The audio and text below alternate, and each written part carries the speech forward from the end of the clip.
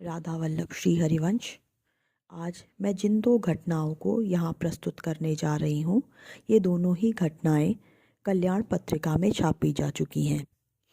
पहली कथा एक बूढ़ी माई के मरकर वापस लौटने की कथा है, जिसमें उन्होंने अपने परलोक संबंधी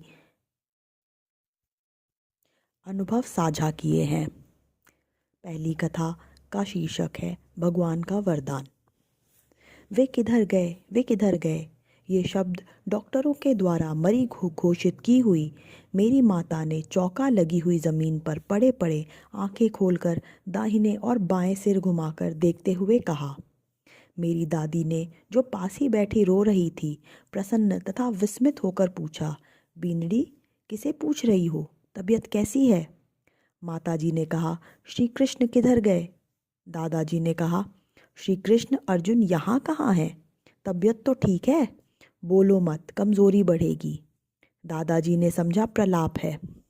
पुनर्जीवन की खुशी में दादी जी ने पुण्य संकल्प किया और मेरे पिताजी को मर्दोने में सूचना दी गई और दैहिक की सब तैयारी बंद की गई और डॉक्टरों तथा वैद्य ने जो बाहर मर्दान में थे जनाने में जाकर बीमार माताजी को देखा तो हृदय की गति ठीक पाने तथा पुनः जीवित होने पर आश्चर्य करने लगे।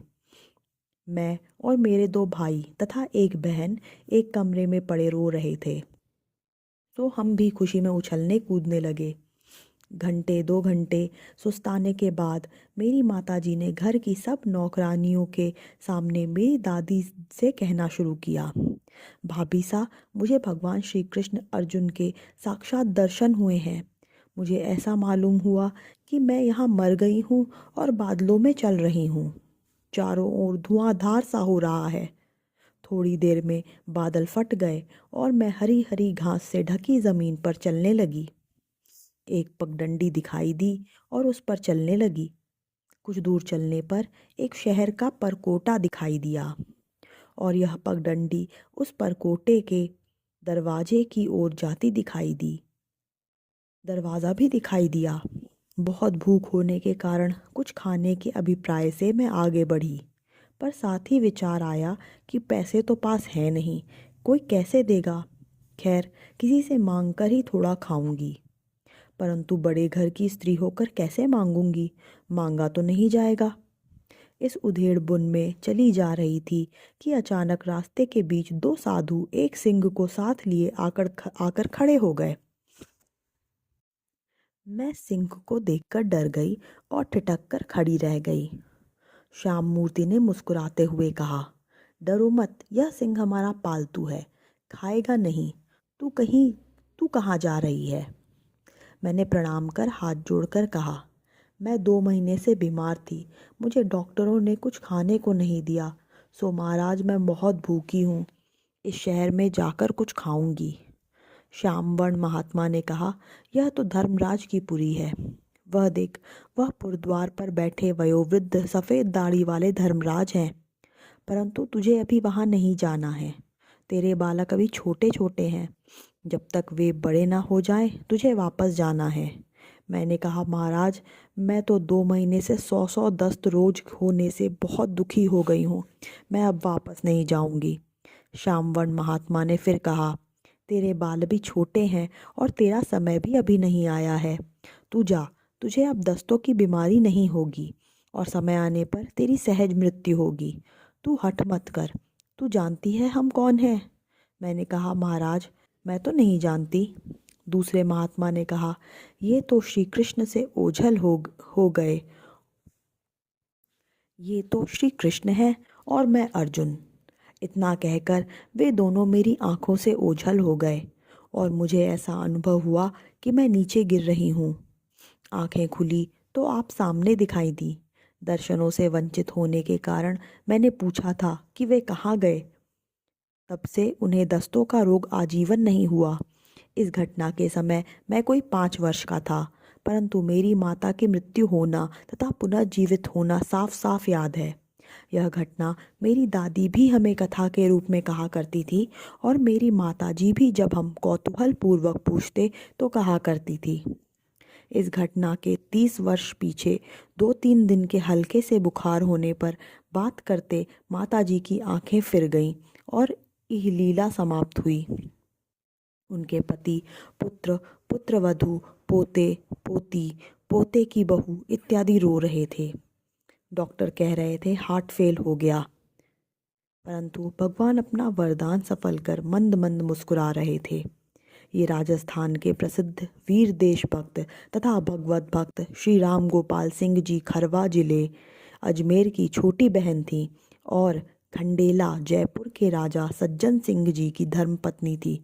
बोलो श्री राधा कृष्ण जी की जय। दूसरी घटना का शीर्षक है जैसा बीज वैसा फल।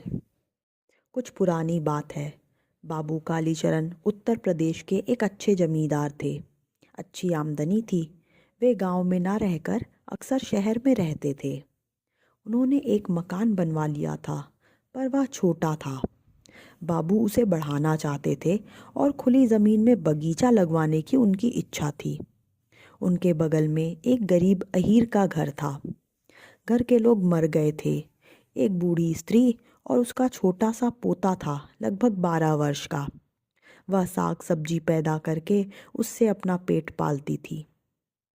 कालीचरण ने उसकी ज़मीन को लेना चाहा। बुढ़िया को पता लगा तो एक दिन आकर वह कालीचरण के चरणों पर गिर गई और रोती हुई बोली, सरकार, आपके पड़ोस में मुझ गरीब बुढ़िया और नाथ बच्चे को जहाँ सहायता मिलनी चाहिए, वहाँ आप हमारे पुरखों की यह छोटी सी झोपड़ी भी उजाड़ देना चाहते हैं। ये मत कीजिए। आपको भगवान ने लक्ष्मी दी है।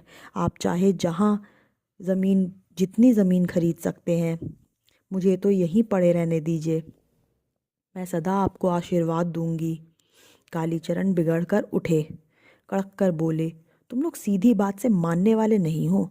थाने के सिपाही हाथ पकड़कर निकालेंगे तब मानोगे। तुम्हारी झोपड़ी की रक्षा होगी और मेरा मकान नहीं बनेगा, यह हरगिज़ नहीं होगा। तुम्हें 150 रुपये चाहिए तो ले लो, नहीं तो रुपए भी नहीं मिलेंगे और ज़मीन तो छोड़नी ही पड़ेगी। बुढ़िया को बड़ी निराशा हुई और साथ ही बाप दादों की ज़मीन ज़बरदस्ती छिन जाने की बात से उसे गुस्सा भी आ गया। उसने कहा, बाबूजी, अनीति का फल अच्छा नहीं होता। भगवान इसे नहीं सहेगा। तुम मेरी मड़िया उजाड़ोगे तो तुम्हारा महल भी मटिया मेट हो जाएगा। मैं जाती हूँ, रोऊंगी भगवान के सामने, जिनका कोमल हृदय है। तुम तो वज्र के समान स्वार्थी हो। यह सुनकर बाबू कालीचरण का पारा बहुत चढ़ गया। उन्होंने कहा, बड़ी भगवान की भगत आई है। मानो भगवान तेरे हाथ की कठपुतली हैं, और होंगे भी तो क्या है। मैं भगवान कुछ नहीं मानता। कल ही निकाल कर छोड़ूंगा।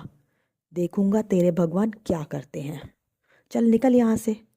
बुढ़िया उठी और ये कहती हुई, अरे हिरनाकुस ने भी यही कहा था। मैं भगवान को नहीं मानता। उसकी क्या दशा हुई थी। अब चली गई। जमींदार समर्थ था। पुलिस के अधिकारी उसके हाथ में थे। उसने दूसरे ही दिन षड्यंत्र करके रोती हुई बुढ़िया को उसके नाती सहित घर से निकलवा दिया और ज़मीन पर कब्जा कर लिया। बुढ़िया रोती चिल्लाती बच्चे को लेकर चली गई। कुछ लोगों ने उसके साथ सहानुभूति प्रकट करते हुए कालीचरण की करतूत को बुरा भी बताया, पर इससे क्या होता था। कालीचरण का मकान बड़ा बन गया, बगीचा भी लग गया, पर तीसरे ही वर्ष जोर का प्लेग फैला और कालीचरण का जवान लड़का और उसकी माता सहसा उसके शिकार हो गए। इन दोनों ने भी कालीचरण को बहुत उकसाया था। साथ ही कालीचरण पर एक पुराने मामले में डिक्री होकर उसके मकान पर कुर्की आ गई। सारा ही दृश्य बदल गया। कालीचरण स्त्री, पुत्र, मकान सब खोकर राह का कंगाल हो गया।